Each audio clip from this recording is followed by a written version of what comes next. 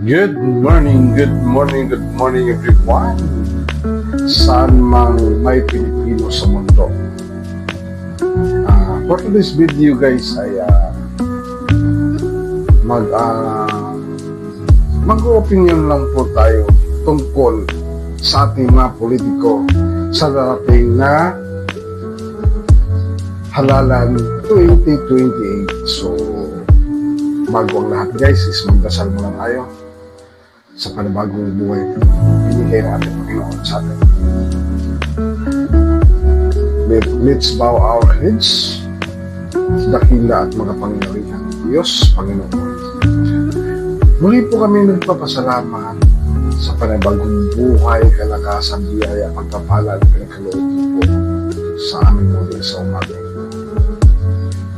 Lord God, maraming salamat sa lahat ng bagay na pinagkaloob mo sa amin at sa pag-iingat sa amin. Maging ang mga OFW, mga sa ibang bansa na iyo pong ingatan sa araw-araw, oras-oras. At amin pong natitirang mayoriya sa Senado, Panginoon. Iyo po ingatan, Panginoon, sa oras-oras.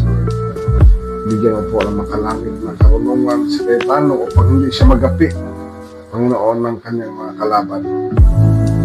Lord God, lahat ng ito, Panginoon, ay wala kami magagawa kung wala ka. Sa iyo lang namin iaasa ang lahat ng ito. Lord God, maraming salamat. Amin pong ibabalik sa iyong dakilang kapurihan in the name of Jesus Christ. Amen. Thank you, Lord. So guys, good morning ulit sa ating lahat. So for today's video guys ay ating gilalanin sa administrasyon na to. Siguro I think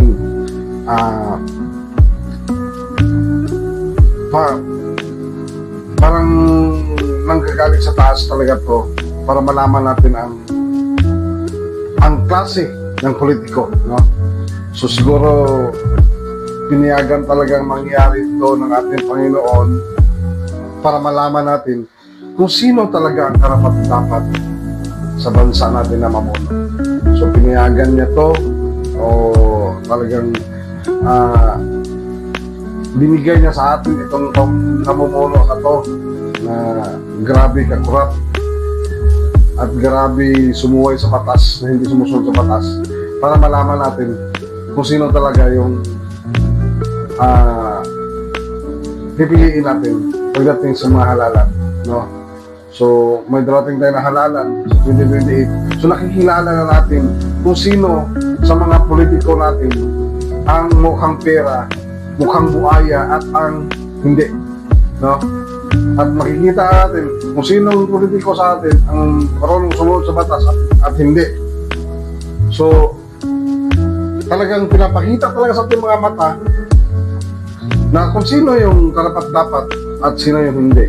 Kasi sa mga nangyayari ngayon, mayroon tayong nakikita na talagang yung iba pinaglalaban talaga yung rights nila, pinaglalaban yung paano ang proseso ng batas. So mayroon tayong ang tinutukoy ko is yung yung majority 13, no? Na ginikipit sila gawa ng marami silang panukala na paimbestigahan, no?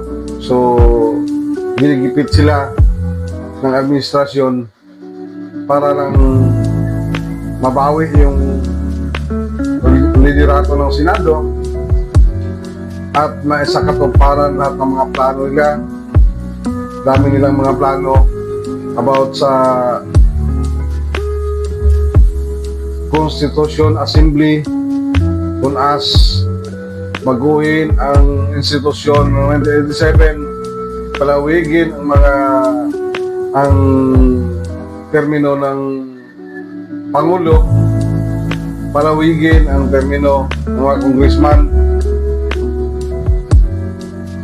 So alam ko naman na hindi papayagan na sa taas yan dahil marami pang lumalaban talaga sa tama. At kung ipipilit talaga nila yung sarili nila, kung ipipilit talaga nila yung gusto nila na hindi sa ayon ang sambayan ng Pilipino, is hihilain talaga sila ng mga tao. Magkakaroon talaga ulit ng people power.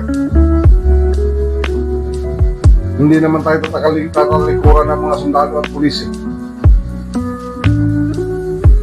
Kahit busog yan sila ngayon, alam ko naman na busog talaga yan ngayon yung mga pinuno nila. Pero pwera lang doon sa baba. Pero lang sa mga maliliit na na ordinaryong mga sundalo at pulis. Pero yung mga leader nito ngayon, sigurado ako paldo din.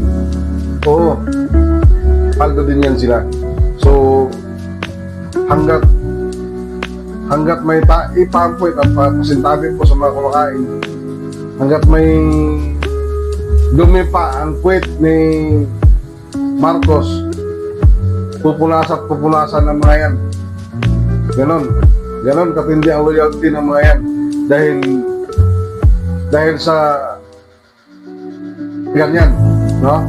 Dahil sa mali-malita. So, dito sa mga sitwasyon ito, nakikilala natin ang mga politiko natin, no? Kung sino yung buhaya at sino yung matino. So, alam naman natin na very smart ang ating mga kababayan kung sino yung tamang ilagay doon sa baluta, no? Alam naman natin yan kung sino talaga ang dapat natin ilagay. Dahil nakikita natin ngayon kung sino ang buhaya at sino yung matitino, no? Kahit sa mga congressman, tingnan nyo yung mga congressman nyo sa bawat lugar nyo, no? Tingnan nyo mabuti.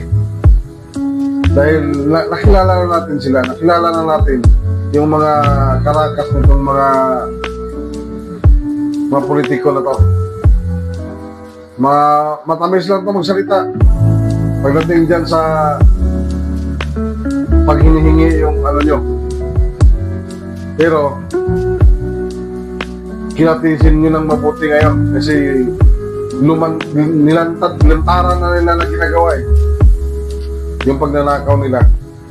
So, kilala nyo na kung sino-sino sila, no? Lahat ng sumira sa mga Duterte, lahat ng sumang-ayon para i-impeach si Duterte, Sara, is yun yung mga taong mga buhaya. Dahil siyempre pira lang iniisip nila para lang sumunod sa mali, no? So, yun lang guys. Yun lang. Maraming salamat. Maraming salamat everyone. Siya nga pala, meron akong announcement sa Baclaan Clan, Baclaan Family. Mayroon po tayong reunion sa December 28, located po sa Kasuon, Moncayo, Davao de Oro. So magkita-kita po tayo dyan. Kita-kita po tayo mga kaparintihan. So yun lang guys. Good morning. God bless everyone.